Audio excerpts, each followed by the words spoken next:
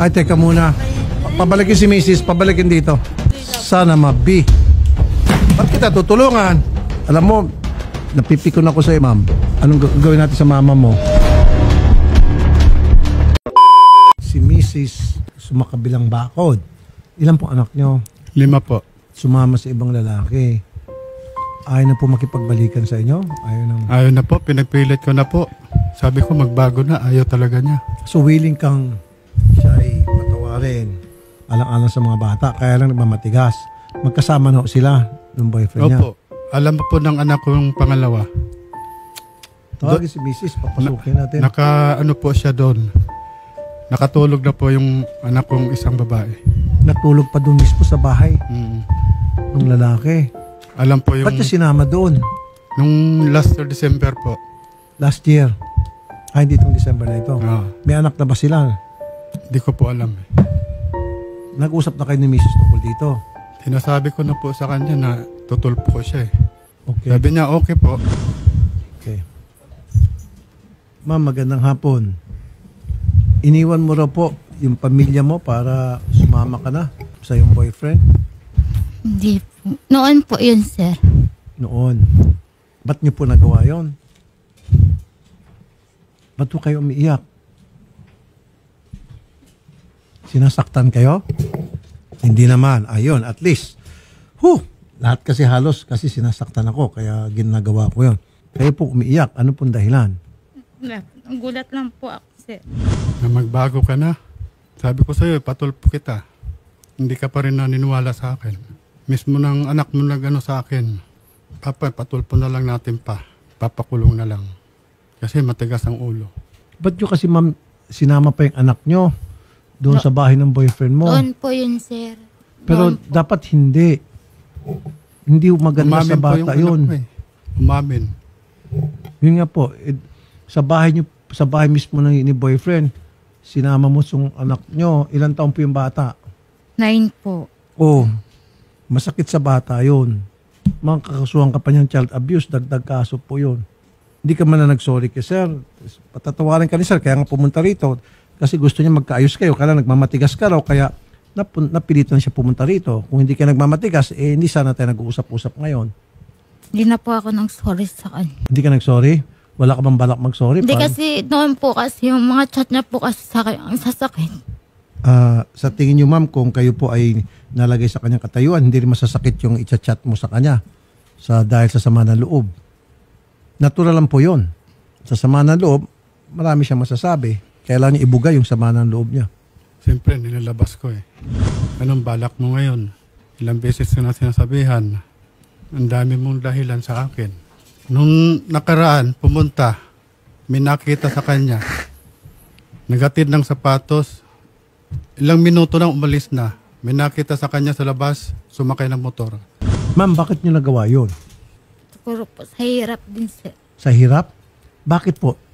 Ba't sa hirap? Mahirap ang buhay niyo? Sobra. Wala ho ba siyang trabaho? May trabaho, sir, pero kulang pa kasi. Yung gusto ko kasi noon talaga, sir, yung gusto ko kasi noon sa kanya, sabi ko sa kanya, umalis na kami din sa bahay. Dahil sa hirap. So, ibig sabihin, may kaya po yung boyfriend niyo? Wala po. Anong trabaho? Wala na po kami. Hindi nga, anong trabaho ng lalaki? Noon po, Opo. sa tracking. Nagbibigay ho ba ng tulong? Sabi mo dahil sa hirap. Kung dahil sa hirap, dapat, yun ang ginawa mo, binigyan din. Dapat yung si lalaki, meron na ibibigay kapalit na financial man o kung ano man yung bagay na mapapaganggaan yung buhay nyo. Hindi po nga nagbibigay. So, hindi dahil sa hirap. Nagagalit na po yung anak niya eh, sa kanya. Naghihirap daw po kayo, sir? Medyo kung pag kinakapos talaga, kulang sa sahod. Pag walang uti, tama-tama lang po. So, hindi po dahil sa hirap. Kasi kung dahil sa hirap, dapat yung boyfriend nyo, meron pong naibibigay na tulong na para mapagaan po yung buhay nyo. Tama? So, hindi dahil sa hirap. Ikaw, sir, ano sa palagay mo? Ba't niya nagawa yun? Kaya lang malaman natin yung root ng problema, yung ugat ng problema. Doon natin masosolve para kapag nagbalikan kayo, nasolve natin yung pinakaugat ng problema, ba't niya nagawa yun, iwasan na natin yun na mangyari para tuloy-tuloy maging matiwasay ng pagsasama niyo muli. Ano pa pong posibleng dahilan bukod sa hirap pero hindi pala sa hirap ang dahilan? Ano po? Sir, matagal po ko na sinasabi sa kanya yun na umuwi ka na at yung anak mo kawawa dito kasi maliliit pa. Pag-aaral lang, wala mag-asikaso. Maaga pa umalis na ako, alas 3, alas 4 minsan. Walang mag-asikaso yung maliliit ko. Maliliit pa yan, sir, iniwanan na. Nagsimula na siya nagloko. Okay. Ma'am, kaya nandito si sir para magawa ng remedyo yung problema ninyo at magkabalikan kayo. Ano sa tingin niyo po, ma'am? Magpapasko pa man din. Hanggang ngayon ba naghihirap pa rin kayo, sir? Gusto ko po. Kasi gusto ko po doon talaga, sir. Umalis din sa bahay namin. Saan niyo po gustong pumunta? Hindi po kami binabaha. Mabaha yung lugar niyo? Saan po yung lugar kasi niyo? pag bumaha po kami, mismo sa ilalim po yung binita. Pag umulan kasi, niya. sir, malakas yung ulan, napapasok yung baha. Saan kayo nakatira? Doon po sa Mandaluyong po. Ano po trabaho niyo, sir? Construction. Sa construction. Kayo, ma'am? Sa 7-Eleven po. Okay. So gusto niyo pong lumipat? Opo, sinabihan ko na kasi siya noon. Sabi ko, alis na tayo dito. Kasi nahihirapan po kami kung pag binabaha po. Kapag meron kayong mahanap na tirahan at ako mag-sponsor at babayaran ko 1 taong renta ninyo, makapapagaan bang buhay nyo? Wala ka nang babayaran ng renta. At least makapag-ipon siguro kayo. Okay sa inyo yun, sir. Magkano pong sweldo nyo sa 7-Eleven? Maliit lang po, sir. Magkano po? Sa araw po, 400. Ano lang po kasi yung di po kami kumpanya. Ilan ho bang anak nyo? 5 po. 5? 5 po, sir. Ano bang alam niyong trabaho bukod sa Marami po. ano pong mga balak niyong gawin? Gusto ko nga sana po yung may negosyo po. Okay. Ganito po, mabilis tayo mag-isip dito. Dahil po sa sisa nakita ko, napakabait na mister at meron kayong 5 anak, gagawin po namin kayo ng assessment, kukunan po namin kayo ng matitirahan. Siyempre, upa po yun. Babayaran ko na po yung upa ninyo, yung 1 taong upa nyo para wala na kayo nintindi. Menos sa gastos na yon. And then, hanapan ko kayo na pwedeng yung bang sarili nyong kabuhayan. Nakikita ka more than 400. Okay sa yon. Anong alam mo halimbawa tinda-tinda? Wag lang sari-sari store. Sari-sari store, mabilis maubos. Kahit ano na lang. Kahit ano po, mga tindahan. Tindahan, Kainan. Ganun po. karinderya. Pwede yon kasi ang karinderya kumikita ng malaki-laki. Sige, ganun gagawin natin siguro. Ito po yung panganay si Nene. Nag-aaral ho ba mga to? Nag-aaral Dapat tuloy-tuloy po ha. Hindi pwede natin gamitin yung dahilan na kahirapan para yung mga bata i-standby sa bahay. Kailangan pag-aralin. Total, libre naman po ang edukasyon sa atin. So tuloy-tuloy pag-aaral mga bata. Sige, ililipat po namin kayo, sir, ng tirahan. Kami po maghahanap. Babayaran ko po ng 1 taon advance yung renta. At pagkatapos, maghahanap po ako ng gagawin tayo ng assessment kung ano yung nababagay na pwede niyang kabuhayan, tulong sa inyo bilang construction worker na para mababantayan ng mga bata, mapaganda at mapagaan yung kabuhayan nyo. Okay sa yon?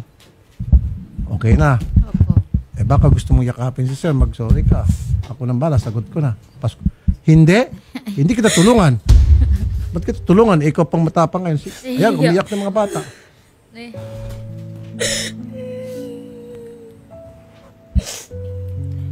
Ba't ka umiiyak?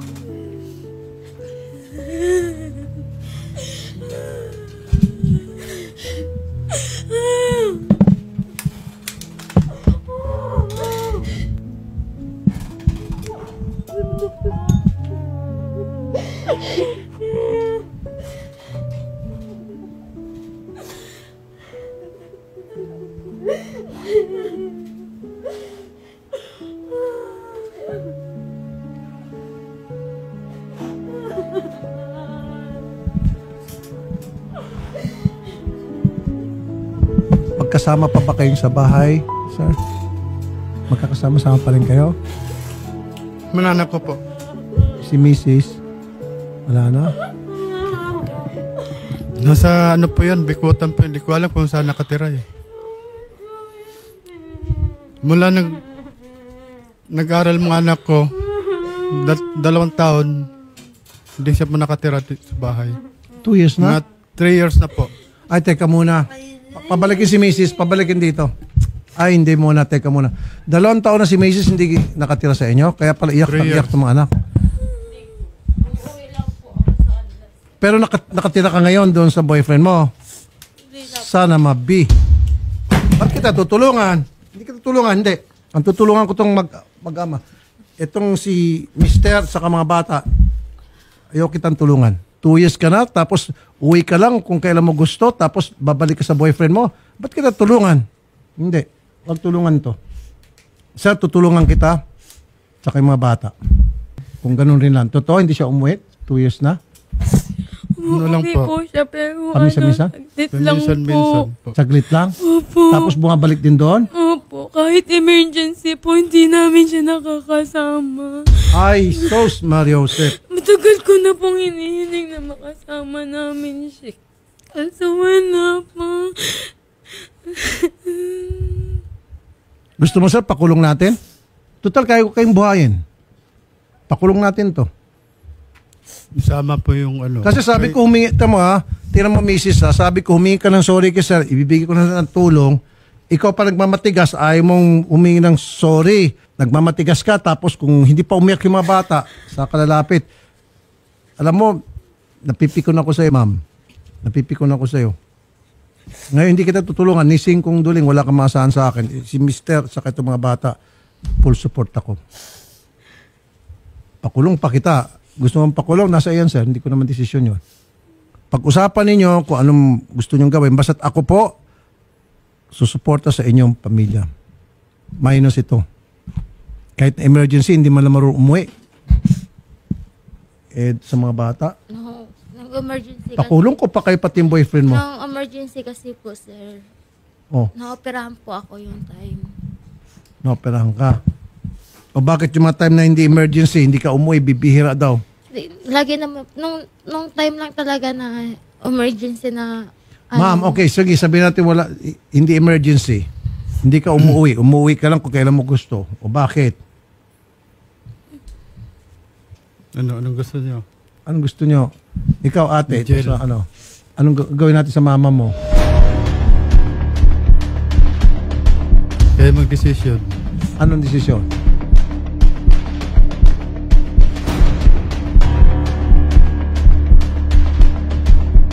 Sakit po kasi nang ginawa niya. Ang sabi mo dati, ayaw mo iparamdam, yung naramdaman ko.